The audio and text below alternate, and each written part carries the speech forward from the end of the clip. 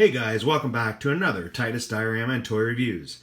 In this video, we are going to be reviewing Batman the Animated Series, Manbat by DC Collectables.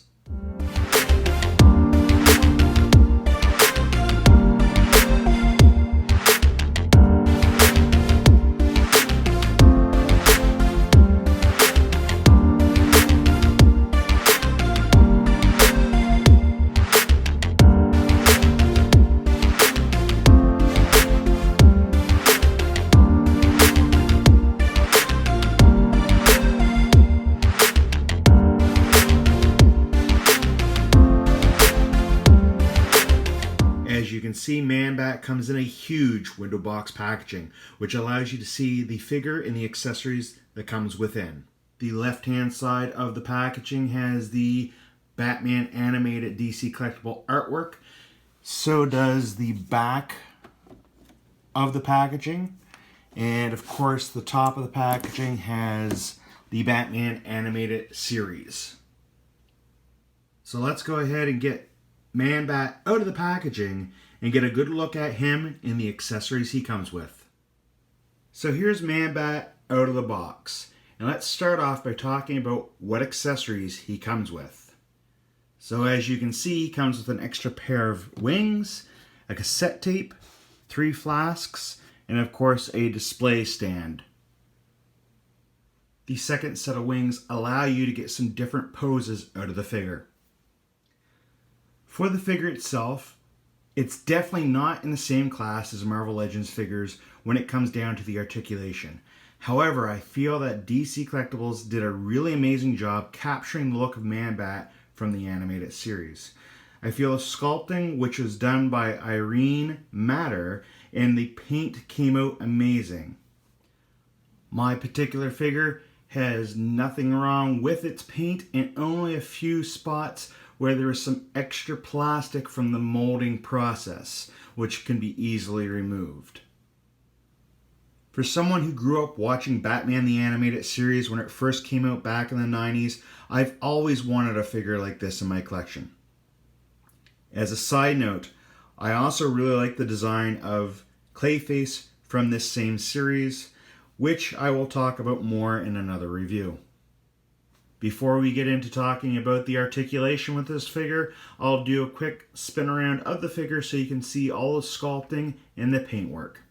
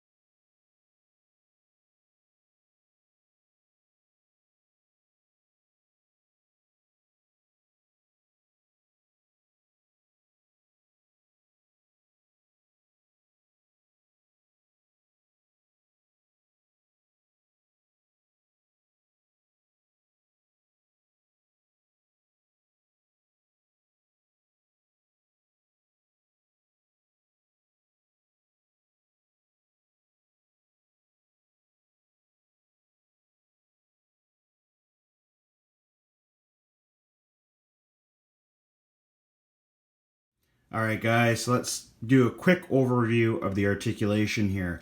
Manbat's head can't go up any farther than it's already posed, pretty much looking down when straight forward. He can look down just a wee bit, and he can turn his head left and right, a little bit on a swivel there.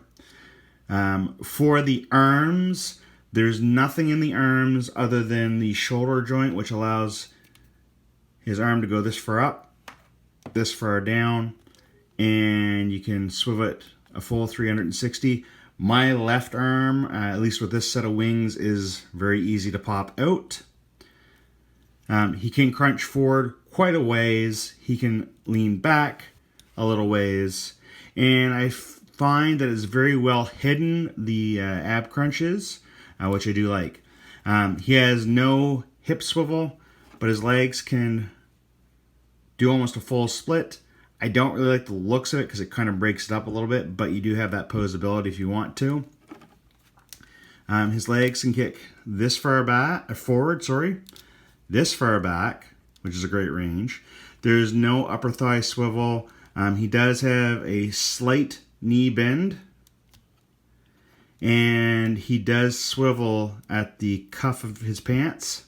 But other than that, there's no other articulation with this guy. The other set of wings, again, as you can see, have no articulation other than just at the shoulder joint. And here's the DC Collectables Manbat beside the pop figure Batman animated series Manbat. I do think that they go well together, and the coloring does make this guy pop out a lot better. No pun intended. Alright guys, and here is Manbat beside the only other DC collectible figure from this series. And of course, that is Batman. Alright guys, so before I wrap this up and give you my overall thought on this figure, I do want to point out a couple little flaws with both the figures you see in front of you. First of all, like I mentioned earlier in the review, the right arm, not the left arm, pops out very easily on my Manbat figure. Also, because he's a little top heavy and the lack of articulation in the legs, you do need to use the stand that he comes packaged with in order to get him to stand up straight. Other than that, no other gripes with the Manbat figure. For my Batman animated figure, which I have had for a while, the two downfalls to this figure is that the hips are seized, so I can't get him to do the splits without potentially breaking the leg joints. And unfortunately, the left foot on my figure did break off while it was in storage. And I had to glue it back on, so that foot no longer moves. It's one solid piece. So it is kind of a bummer. So overall, guys, I really do think Manbat is a very nice addition to my collection. And I'm really glad that I did pick him up, even with those slight flaws that I pointed out just a few seconds ago. In all honesty, I picked this figure up a couple years ago at one of the Vancouver Fan Expos, and he's been sitting in his box ever since. I just haven't had the time to actually unpack him and put him in an area where I can display him. I also had to choose between Manbat and Clayface. Again, two of my favorite villains other than the Joker from the animated series. I, of course, chose Manbat, and I'm really glad that I did. I have not rolled out getting Clayface in the future, and I'm hoping to potentially find one at the next Fan Expo that I go to. If you have this figure, please leave a comment in the field below and let me know what you think about him. If you don't have this figure, I would definitely recommend picking one up if you come across one.